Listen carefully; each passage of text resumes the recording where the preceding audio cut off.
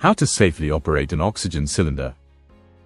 This training video demonstrates the correct handling and operation of an oxygen cylinder, including opening, closing, and maintenance steps.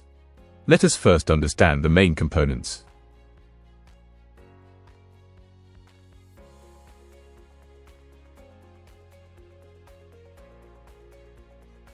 Main valve, pressure gauge, pressure knob, humidifier, and oxygen mask.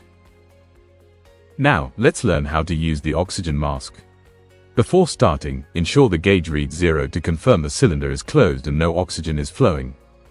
To open the oxygen supply, turn the main valve anti-clockwise slowly. Use the flow control knob on the regulator to set the prescribed oxygen flow rate. Place the mask gently over the patient's nose and mouth.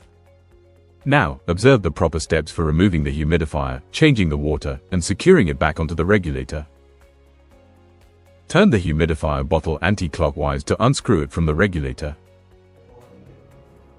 Fill the humidifier bottle with clean drinking water up to the marked level. Place the humidifier bottle onto the regulator and turn it clockwise to secure it. Now, observe how to close the cylinder valve to ensure safety.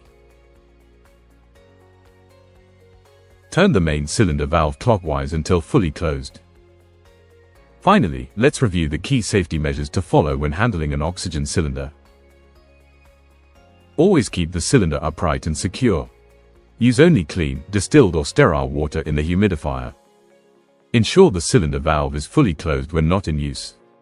Check the cylinder and equipment regularly for damage or leaks. Keep oxygen cylinders away from heat sources and open flames.